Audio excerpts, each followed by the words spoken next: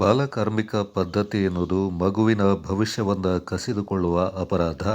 ಸಂವಿಧಾನದ ವಿಧಿ 24ರ ಪ್ರಕಾರ 14 ವರ್ಷದೊಳಗಿನ ಮಕ್ಕಳನ್ನು ಕಾರ್ಖಾನೆ, ಗಣಿ ಅಥವಾ ಅಪಾಯಕಾರಿ ಉದ್ಯೋಗದಲ್ಲಿ ತೊಡಗಿಸುವುದು ಸಂಪೂರ್ಣ ನಿಷೇಧ ಆಗಬೇಕು ಅಂತ ಕೊಡಗು ಜಿಲ್ಲೆಯ 2ನೇ ಅಪರ ಜಿಲ್ಲಾ ಮತ್ತು ಸತ್ರ ನ್ಯಾಯಾಧೀಶರಾದ ಹಾಗೂ ತಾಲೂಕು ಕಾನೂನು ಸೇವಾ ಸಮಿತಿ ಅಧ್ಯಕ್ಷರಾದ ನ್ಯಾಯಾಧೀಶರಾದ ಎಸ್. ನಟರಾಜ್ ಹೇಳಿದ್ದಾರೆ. ತಾಲೂಕು ಕಾನೂನು ಸೇವೆಗಳ ಪ್ರಾಧಿಕಾರ, ಕಾರ್ಮಿಕ ಇಲಾಖೆ, ಜಿಲ್ಲಾ ಬಾಲಕಾರ್ಮಿಕ ಯೋಜನಾ ಸೊಸೈಟಿ ಮತ್ತಿತರ ಸಂಘ ಸಂಸ್ಥೆಗಳ ಆಶ್ರಯದಲ್ಲಿ ಗುರುವಾರ ವಿರಾಜಪೇಟೆಯ ಸರಕಾರಿ ಮಾದರಿ ಪ್ರಾಥಮಿಕ ಶಾಲೆಯಲ್ಲಿ ವಿಶ್ವ ಬಾಲಕಾರ್ಮಿಕ ಪದ್ಧತಿ ವಿರೋಧಿ ದಿನದ ಅಂಗವಾಗಿ ಹಮ್ಮಿಕೊಳ್ಳಲಾಗಿದ್ದ ಕಾನೂನು ಅರಿವು ಕಾರ್ಯಕ್ರಮವನ್ನು ಉದ್ಘಾಟಿಸಿ ಮಾತನಾಡಿದ ಅವರು, ಬಾಲ್ಯಾವಸ್ಥೆಯ ಹಾಗೂ ಕಿಶೋರಾವಸ್ಥೆಯ ಕಾರ್ಮಿಕ ಕಾಯ್ದೆಗಳ ಕುರಿತು ಸಾರ್ವಜನಿಕರಲ್ಲಿ ಮತ್ತು ಮಕ್ಕಳಲ್ಲಿ ಜಾಗೃತಿ ಮೂಡಿಸುವುದು ಅತ್ಯಂತ ಅಗತ್ಯವಾಗಿದೆ ಎಂದರು. ಮಕ್ಕಳಿಗೆ ನ್ಯಾಯಯುತ ಆಟ, ವಯಸ್ಕರಿಗೆ ಯೋಗ್ಯ ಕೆಲಸ ಎಂಬ ಧ್ಯೇಯದೊಂದಿಗೆ ಬಾಲಕಾರ್ಮಿಕ ಪದ್ಧತಿಯನ್ನು ಸಂಪೂರ್ಣವಾಗಿ ತಡೆಗಟ್ಟಲು ಎಲ್ಲರೂ ಕೈಜೋಡಿಸಬೇಕೆಂದು ಕರೆ ನೀಡಿದರು. ನಾವೆಲ್ಲ ಶಾಲೆಗೆ ಬರ್ತಾ ಇದ್ದೀರಲ್ಲ, ನಮ್ಗೆ ಯಾಕೆ ನಾವು ಬಾಲಕಾರ್ಮಿಕರ ಕೆಲಸ ಮಾಡ್ತಾ ಇಲ್ಲಲ್ಲ, ನಮ್ಗೆ ಯಾಕೆ ಈ ಒಂದು ಕಾರ್ಯಕ್ರಮ ಅಂತ ನಿಮ್ಮಲ್ಲಿ ಭಾವನೆ ಬಂದಿರ್ಬೋದು. ನಿಜ, ನೀವೆಲ್ಲ ಶಾಲೆಗೆ ಬರ್ತಾ ಇದ್ರಿ. ಆದರೆ ಇದರ ಮುಖ್ಯ ಉದ್ದೇಶ ಅಂತ ಹೇಳಿದ್ರೆ, ಈ ಬಾಲ್ಯಾವಸ್ಥೆಯಲ್ಲಿ ಮಕ್ಕಳು ವಿದ್ಯಾಭ್ಯಾಸ ಮಾಡಬೇಕು, ಆರೋಗ್ಯವಾಗಿರಬೇಕು, ಏನು ಆಟವನ್ನು ಆಡುವಂಥ ಬಾಲ್ಯಾವಸ್ಥೆಯನ್ನು ನಾವು ರೂಪಣೆ ಮಾಡಬೇಕು.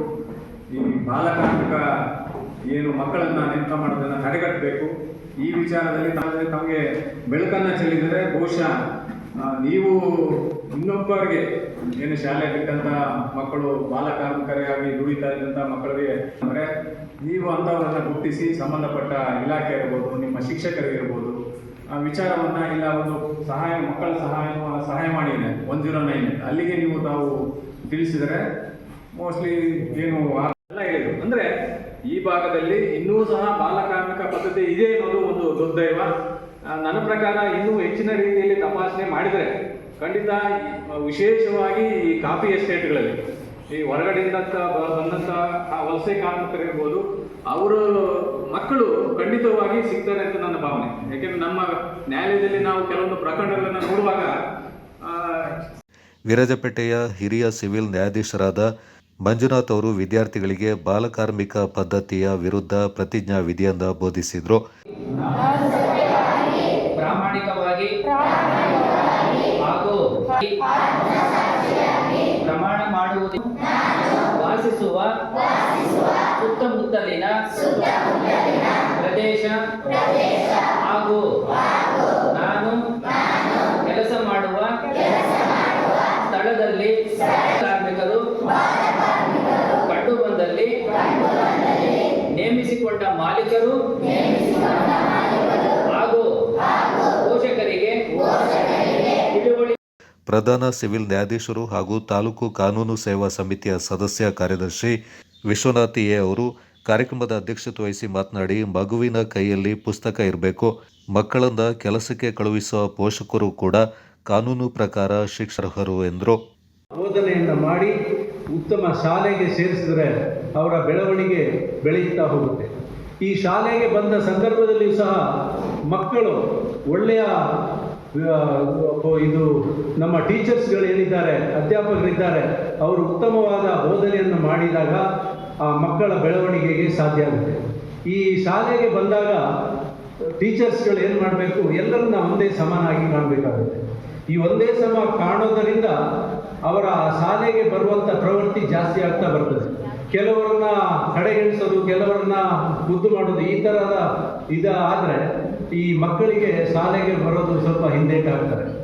ಈ ಬಾಲಕಾರ್ಮಿಕರು ಅಂದರೆ ಏನು ಅಂದರೆ 14 ವರ್ಷದ ಒಳಗೆ 18 ವರ್ಷದ ಒಳಗಿನ ಮಕ್ಕಳು ಈ ಕಾರ್ಮಿಕರಾಗಿ ದುಡಿಯೋದು. ಅಂದರೆ ನಮ್ಮ ಮನೆಯಲ್ಲಿ ಕಷ್ಟ ಇದೆ, ನಮ್ಮ ತಾಯಿಗೆ ಸಪೋರ್ಟ್ ಮಾಡ್ತೇನೆ ಅಂತ ಹೇಳಿ ಕೂಲಿ ಕೆಲಸಗಳಿಗೆ ಹೋಗೋದು, ಕಟ್ಟಡ ಕಾರ್ಮಿಕ ಕೆಲಸ ಮಾಡೋದು, ಇಟ್ಟಿಗೆ ಫ್ಯಾಕ್ಟ್ರಿಯಲ್ಲಿ ಮಾಡೋದು, ಬೀಡಿ ಕಾರ್ಮಿಕರಾಗಿ ಕೆಲಸ ಮಾಡೋದು, ಅಗರಬತ್ತಿ ತಯಾರಿಕೆಯಲ್ಲಿ ಕೆಲಸ ಮಾಡೋದು.